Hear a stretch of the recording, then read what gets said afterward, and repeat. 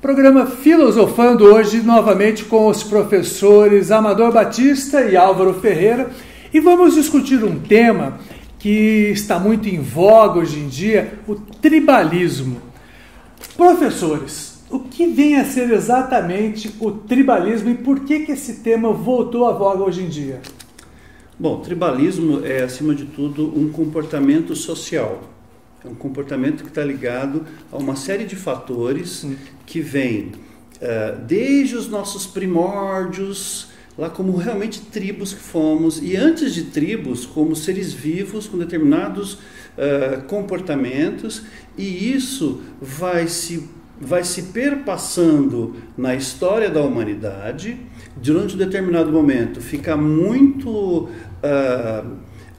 latente em algumas vertentes políticas, que o professor Amador vai explicar exatamente do que se trata, e hoje você tem inclusive uma nova configuração desse tribalismo nas redes sociais, em alguns comportamentos que são típicos de tribos. É isso, professor? Bom, primeiro eu penso que nós podemos retomar a ideia de tribalismo a partir da antropologia. Os antropólogos usaram com muita frequência, embora tivessem dificuldades, para teorizarem sobre o que de fato é o fenômeno. Na antropologia está muito ligada à ideia de parentesco. Os animais também têm muito do comportamento que você descreveu, que é característico do tribalismo, que é o parentesco definir as relações sociais. Isso significa que se você é parente, você tem todas as regalias, os direitos, as condições daquele grupo. Senão você é inimigo. Daí, durante muito tempo, nas sociedades antigas, primitivas, por exemplo, você tem uma tribo guerreando contra a outra. O Brasil, a gente tem notado o seguinte, que a impressão que se tem é que o brasileiro ele está sempre em busca de um líder que mostre o caminho. Nas tribos, era o rei da tribo, o líder máximo que fazia isso. Isso não é um contrassenso com relação à democracia, que deveria ser uma discussão em grupo, por exemplo, com várias pessoas? Exatamente esse é o cerne do problema. A democracia, ela vai surgir num determinado momento da história para romper com problemas sérios do tribalismo. O primeiro problema sério do tribalismo é exatamente o poder do tirano. Ou você acha que você teria condições de tirar um rei ou um tirano do poder lá, né? Só decapitado. Exatamente.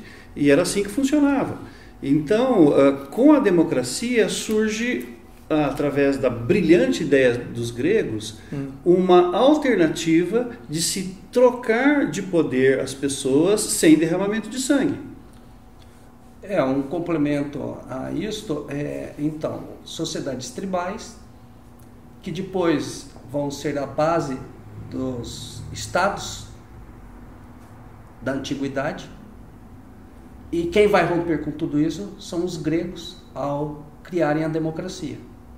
Com isso, se gera uma tensão na civilização ocidental, mas é também o que diferencia a civilização ocidental de todo o resto. É a única que tem por base um regime político assentado na discussão, que é a melhor definição de democracia. E isto já mostra a peculiaridade de uma sociedade aberta e não tribal. Mas por que a gente está discutindo tanto essa questão de tribalismo hoje em dia? Porque nós voltamos a ter uma polarização entre pontos de vista que não se tem mais uma abertura para a discussão. O Amador, quando ele fala que a democracia surge na Grécia, e surge na Grécia porque lá havia uma sociedade aberta, essa é a condição para a existência de uma democracia. O que é uma sociedade aberta? É uma sociedade onde as pessoas discutem os seus problemas, estão abertas à discussão dos seus problemas. E veja, é uma sociedade que tolera os seus inimigos, os críticos dessa sociedade são tolerados ali. Por quê? Porque se entende que os críticos têm voz e têm o direito a colocar a sua opinião. Numa sociedade fechada ou totalitária, o que se faz com os críticos? Acaba-se com eles. Não existe crítica. Não existe crítica na Coreia do Norte. Não existe crítica em Cuba. Não existe crítica na Venezuela. Por quê? São sociedades fechadas. Esse é um importante componente que vai ser determinante para o surgimento de uma democracia. Uma sociedade que se abre para discutir os seus problemas. Então, democracia não é apenas ter eleições, mas é discutir seus problemas, dar voz ao cidadão comum para que ele se expresse e que ele possa fazer críticas. E isso está acontecendo hoje, por exemplo. Vamos pegar esse tema, vamos trazer para o Brasil. Vocês percebem que isso está acontecendo no Brasil hoje? Olha, você fez um salto. Um salto olímpico maravilhoso. Porque o Álvaro estava tentando explicar as raízes da civilização ocidental, e uma das instituições da civilização ocidental é a democracia. E que não pode nunca funcionar se as pessoas não tiverem a liberdade para discordarem, para terem opiniões divergentes. E isto tudo se perdeu depois de uma experiência de 200 anos. Mas o que Isso só é retomado no século XVII, com a Revolução Gloriosa na Inglaterra. Então, nós só lembramos dos americanos, mas esquecemos que existiu uma revolução antes, e que é ali que está a origem da democracia moderna. Mas a democracia, como você comentou, ela nasceu com os gregos. Antes disso, eram praticamente só sistemas tribais. Ou seja, a democracia foi um passo avante, um passo para frente. Por que as pessoas estão querendo dar esse passo atrás novamente? Porque a democracia não é um fenômeno acabado, pronto. Ela não se instala e pronto. E se resolve. Ela é construída com instituições. E aí vai da capacidade de cada sociedade em resolver os seus problemas e criar instituições que sejam sólidas. Esse é um dos problemas do Brasil. Nós ainda estamos, se nós compararmos a sociedades que já têm uma história de sociedade aberta, mais antiga ou democrática, são países que já construíram instituições mais sólidas. E essa é uma diferença fundamental para tentar explicar o que você quer saber. O que está por trás da sua pergunta é justamente isso. O Brasil, por conta da sua história, sua colonização, do modo como foi conduzido a criação do Estado, a criação do governo, se ele atende às mesmas instituições que hoje funcionam na Inglaterra, no Canadá, nos Estados Unidos, na Austrália, é isto que ele está apontando. Então tem uma diferença muito grande e penso que cabe então conversarmos um pouquinho mais sobre isso. E olha, mesmo essas sociedades que o professor Amador coloca, estamos falando de Austrália, estamos falando de Nova Zelândia, estamos falando de Suécia, de Noruega, de Suíça, de Canadá, de Reino Unido, de Alemanha, de Estados Unidos, cada uma delas tem uma enorme coleção de problemas que precisam ser resolvidos. Né? Ou seja, não tem sociedade democrática pronta, acabada. É sempre... Mas o mecanismo de funcionamento dessas sociedades, comparado com o Brasil, tem um mecanismo de correção, de aperfeiçoamento aprimorado. Vocês acham, no Brasil, quer dizer, tentando entender, no Brasil nós não tivemos, digamos assim, uma fundamentação dentro da nossa história para que a gente tivesse uma democracia mais consolidada, mais, digamos, mais parecida com outros países? Não, porque nós tivemos na nossa história pouquíssimas oportunidades de, por exemplo, de imprensa livre, de eleições livres. A nossa história é marcada por ditaduras, tem a ditadura do Vargas, tem a ditadura dos militares, tem depois, antes a independência, disso, a República. A República, que também foi um ato dos militares, ou seja, não é um fenômeno, o processo democrático brasileiro, ele vai ocorrer mesmo a partir, talvez mais consistentemente, teve alguns momentos ali com Juscelino Kubitschek e depois com a abertura democrática. Então nós temos uma sequência de eleições de presidentes eleitos pelo voto direto inédita no país. Volto a dizer, isso não é sinal de que nós somos já desenvolvidos, é o primeiro passo. Junto com isso, tem que vir uma série de outras atribuições, ou seja, de outras ideias que precisam ser consolidadas para que nós tenhamos uma democracia efetiva. Para começo de conversa, não há democracia sem participação. Não há participação da comunidade sem educação. E o mínimo de saúde.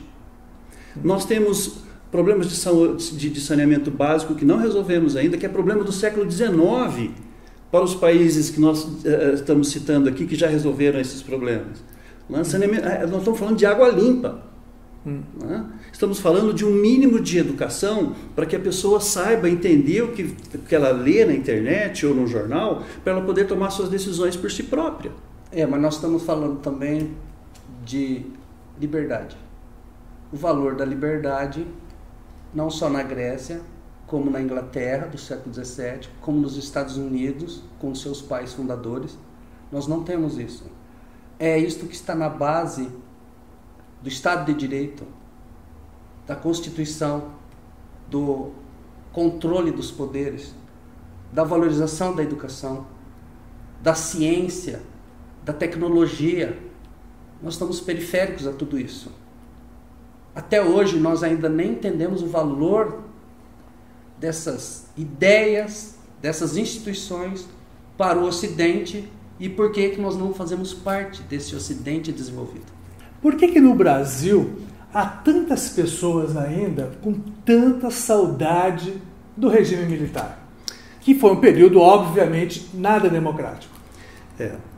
Bom, um autor que nós já citamos aqui, Karl Popper, numa de suas obras lá no Conjecturas e Refutações, que é uma coletânea de artigos, em um deles ele fala sobre a sociedade liberal, e ele vai dizer o seguinte: quando um povo, um grupo social tem saudade de um líder forte, tem saudade de um ditador, é simplesmente porque esse povo ainda não descobriu o valor da democracia, não descobriu o valor de discutir e propor soluções e participar dessas soluções. Então, nós não vamos sair dessa situação enquanto nós, como cidadãos, assumirmos as nossas responsabilidades. Você ter conhecimento, você ter, como diz o Kant lá, o mestre do iluminismo, a autolibertação pelo saber, significa que você tem responsabilidade pelas decisões que você toma. Então, é muito mais fácil eu ficar esperando que um salvador da pátria nos conduza à terra prometida. E a gente tem muito isso na vida brasileira, né? Nós tivemos, como vocês citaram, o Getúlio Vargas, que foi considerado na época o pai dos pobres. Depois nós tivemos, mais recentemente, o Fernando Collor de Mello, que era o caçador de marajás, era o cara que ia resolver tudo, resolveu porra nenhuma. Aí depois, na sequência, veio o Itamar, mais ou menos, o Fernando Henrique, aí outro libertador, que seria o Lula, e agora Bolsonaro. Nós não vamos sair dessa mesmice? Não, mas nós temos que, de novo, ter uma perspectiva histórica. Sim. Porque senão nós não compreendemos os acontecimentos atuais. Explique.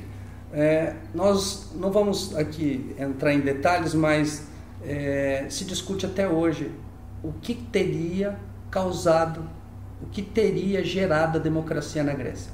A mesma coisa cabe em relação ao Estado de Direito, como que ele surge no século XVII na Inglaterra. E ao mesmo tempo como que isso é transportado para os Estados Unidos. Então, dentro dessa perspectiva histórica, dá para entender que o Brasil ele não tem esse encadeamento, não tem acontecimentos semelhantes percorrendo a sua consolidação como nação, como um país, o que já dá muita diferença. E segundo, o Brasil ele é herdeiro dos bonapartistas, ele é herdeiro da Revolução Francesa, ele é herdeiro do positivismo, que é a ideia da sociedade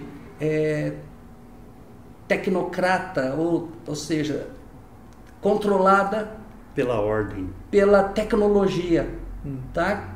Então, estou tentando dizer que o positivismo tem uma raiz assim, social, conservadora, de âmbito tecnocrata. Isto veio para o Brasil.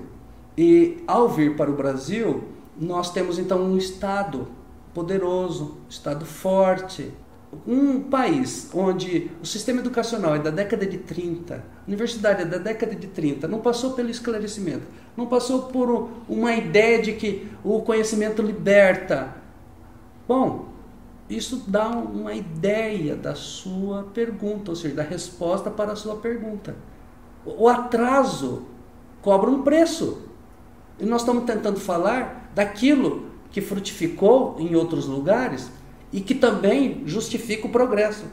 Mas, por um lado ideológico, elas são atacadas como sendo justamente as razões do nosso atraso. Quer dizer, não temos provas científicas, nós só temos ideologias. E chegando às ideologias, chegamos a um novo tribalismo. Por que a ciência é tão atacada? Tanto pela direita como pela esquerda? Olha, existe uma corrente chamada pós-moderna. Essa corrente ela ganha muita força nos anos 90, como estávamos comentando, com a queda do Muro de Berlim.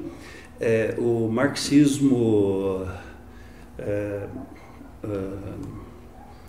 clássico, a ideia ortodoxo, a ideia de que um dia teremos a revolução, essa revolução e a sociedade socialista vai ser implantada, sim, isso é uma ideia, utopia, exatamente. A ideia de que o mundo vai ser aperfeiçoado e a exploração capitalista vai acabar. Quando essa ideia ruim, quando ela cai por terra a partir da difusão dos crimes do Stalin, de todo o resto, muitos debandaram para uma nova perspectiva. O que poderia ser recuperado dessa ideia de emancipação? E é aí que eles trazem o que o Álvaro está chamando a atenção, que é a ideia de não vamos mais criticar as classes sociais, agora vamos criticar as sociedades capitalistas por conta de ela não garantir os direitos das minorias. Isso. E estrategicamente o pós-modernismo, o que ele faz? Ele joga a ideia de verdade fora. Então ele vai dizer o seguinte... Porque o capitalismo venceu, ele deu certo e o comunismo deu errado. Então o que resta para você? Narrativas. Que vença melhor narrativas. A melhor narrativa. Daí eu não preciso da verdade mais, porque a verdade científica é um problema grave. Porque a verdade científica implica evidências, provas. Ou seja, ao jogar a ideia de verdade fora, eu começo a questionar a ciência. A ciência não é mais uma busca da verdade, mas a ciência seria uma ferramenta da dominação capitalista. E, numa perspectiva relativista, toda opinião é tão boa quanto a outra. Está aberto para fake news, está aberto para essa discussão, ou semi-discussão, para essa situação das redes, onde cada um tem uma opinião, ninguém quer saber se é verdadeiro ou falso, se tem evidência, se tem sustentação, e é um diálogo de surdos. Há uma alternativa para a gente sair desse buraco que a gente está? Olha, além da gente, normalmente precisamos de educação. Não, ótimo, mas a gente percebe... De caráter iluminista. Isso, eu ia citar exatamente essa questão. Por que exatamente? No mínimo. Você está lendo um livro, que é o livro do Steven Pinker, que é o Iluminismo Agora. Né? O novo iluminismo. É o novo iluminismo. É que iluminismo agora é o nome lá em inglês, né? Não. Né? Iluminismo não. Mas o que o Pinker está sugerindo? Que nós estamos precisando de iluminismo, ou seja, precisamos o que é o iluminismo? Pegando a frase famosíssima do Kant, a autolibertação pelo saber, ou seja, eu me liberto através do conhecimento. E iluminar quer dizer, eu tenho a minha mente esclarecida através do conhecimento. Isso é a ciência. Então nós precisamos ter isso inundado nas nossas escolas, inundado na mente das crianças. As crianças precisam aprender o valor da curiosidade, o valor da atitude crítica. É curiosidade e atitude crítica. Mas como a gente pode dar esse passo à frente, por exemplo, se a gente tem um ministro da educação que promove exatamente o inverso? Fake news, bobagem, atrapalhos. A gente vai avançar? É difícil até de comentar isso. Não, mas ele não é o único. Então, nós estamos falando... Não, eu entendo que ele não seja o único, mas nós estamos falando do eleitor, nós educação, estamos falando do representante, Sim. nós estamos falando do político, nós estamos falando do jornalista, nós estamos falando de uma gama enorme, tá, de pessoas. Então, a questão é que o iluminismo, como ele estava tentando dizer, envolve o que o Kant chamou de coragem, de desafiar tá, o estabelecido. Ouse saber. Os erros, as crendices, os preconceitos, e isso inclui o tribalismo. E isso só pode ser feito quando as pessoas se esforçam o suficiente para pensarem por conta própria. Por isso que ele chamava a atenção de que a educação, ela deve promover o pensamento, um modo de pensar, que John Dewey vai chamar de um modo de pensar científico. Então, de certa maneira, democracia e ciência andam juntas, tá?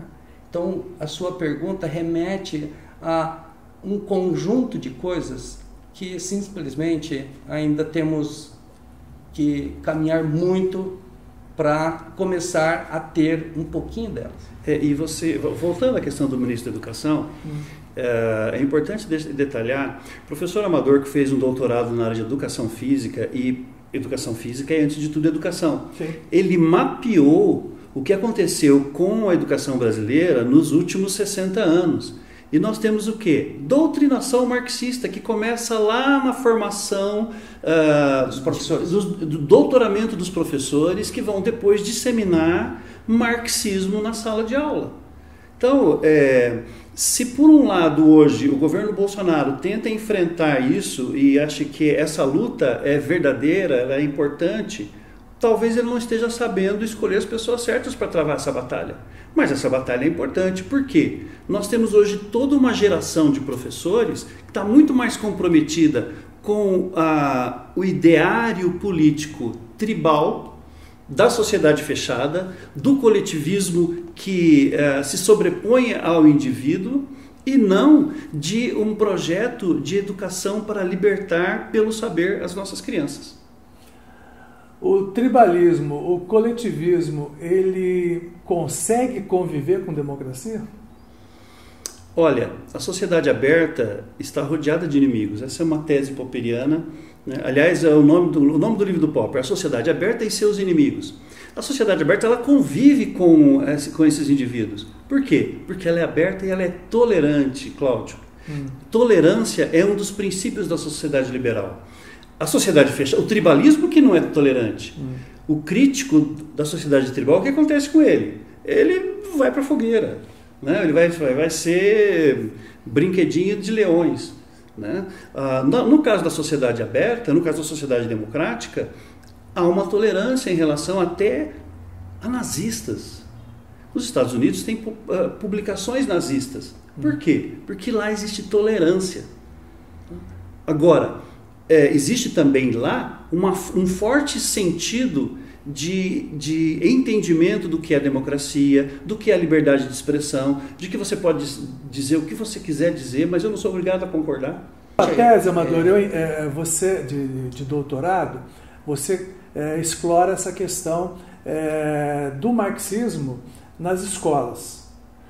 Mas eu vejo de uma forma diferente, digamos assim, não sei, não é um contrassenso a gente ter, por exemplo, um país que se diz hoje todo de direita, com toda essa formação marxista que se apregou nas escolas?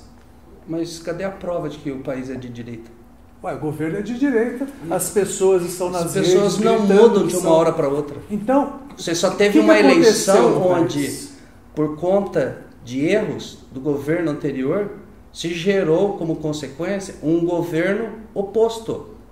Mas aí nós não estamos discutindo democracia, nós estamos discutindo a reação a uma maneira de se fazer política que simplesmente as pessoas detestaram. Tá? Mas existem aquelas pessoas que estão buscando alternativa, e você mesmo citou aqui vários casos, vários líderes que de alguma maneira não representaram o seu eleitor. Sim. Todos eles falharam. E numa democracia, quando o seu representante falha, significa que a sociedade vai atrasar em relação às reformas que são necessárias à melhoria da vida das pessoas, das mais simples e comuns. Quer dizer, não necessariamente hoje no Brasil, que tem um governo de direita, a maioria das pessoas sejam de direita. O Brasil não é um país fechado, sabe? A mídia, a ciência, o conhecimento, ele circula pelo globo, circula pelo planeta. Isso também chega ao Brasil. Chega com algum atraso, mas vem. Do mesmo modo, a década de 90, o neoliberalismo forçou o Brasil a fazer reformas. A nossa Constituição foi, de alguma maneira, criada em um contexto anterior à queda do Muro de Berlim. Isso deu uma consequência, e hoje nós temos uma maneira de enxergar o que está ruim lá e o que está bom. O que eu acho que hoje nós temos uma direita que voltou a se sentir tranquila para dizer que é de direita. Até o que acho que há uns 10 anos, até 10 anos atrás. Exatamente. Não, vamos situar melhor, tá? 2010 já foi um marco, porque o governo Lula, a partir dali, já começou a ter reações contrárias. Mas a manifestação, acho que 2014, não foi? 2013. 2013. Foi decisivo. Quando as pessoas começaram a ir para as ruas, o PT notou que já não dominava mais, de alguma maneira, aquilo que eles supunham. Entre aspas, o povo, né? Exatamente. E 2 anos depois, 2016, o Instituto Perseu Abramo, que é do PT, do Partido dos Trabalhadores, fez uma pesquisa na periferia de São Paulo e identificou que as pessoas pobres têm um ponto de vista, um pensamento ou liberal ou conservador, mas não socializante. Ele quer vencer na vida, ele acredita na meritocracia, ele quer buscar uma vida melhor para ele, e ele está cuidando aquilo que o próprio professor Pondé fala aí no dia a dia, né? O pobre não tem muito tempo de ficar confabulando, ele tem que se virar, né? Ele tem que cuidar da sobrevivência dele. Exatamente. Então ele aprende a duras penas o valor do trabalho, o valor do mérito, o valor de respeitar as pessoas, porque ele precisa negociar, ele precisa ser um pequeno negociante, então ele sabe qual é o valor do vizinho que vai comprar o pão ali na padaria dele. O vizinho também não adianta ficar metendo a boca no padeiro, porque ele tem que comprar o pão do padeiro ali todo dia. Sim. Então, assim, as relações sociais são da vida real são muito diferentes daquilo que o Partido dos Trabalhadores andou pregando nos últimos 20 anos. Eu acho que é importante a gente entender hoje uma manifestação do tribalismo nas redes sociais, que é o fato do indivíduo, ele adota um comportamento de manada. Isso é muito nocivo. De massa. Exatamente, um comportamento de massa. Ele acaba, muitas vezes ele até adota um pseudônimo lá no Twitter, que é para ninguém saber que é ele. Ele, no pseudônimo, ele se sente à vontade para xingar, para odiar, para participar de fake news e eu sei lá. Eu estou falando isso ao centro, à esquerda, à direita. Assim, é uma manifestação humana de não entender os valores da democracia, não entender os valores do livre debate. A persuasão a partir da troca de opiniões, de ideias. A tolerância com o outro e a perspectiva de que o outro pode estar correto e eu posso estar equivocado. Certo. Isso é muito importante a gente retomar esse espírito. Agora, isso é o princípio da sociedade democrática, são os valores do iluminismo, e é isso que o Brasil precisa ter nas suas veias. Ficou bonito essas veias. Gostou, e né? com as veias expostas do professor Álvaro, vamos encerrando este nosso debate no programa Filosofando. Até a próxima.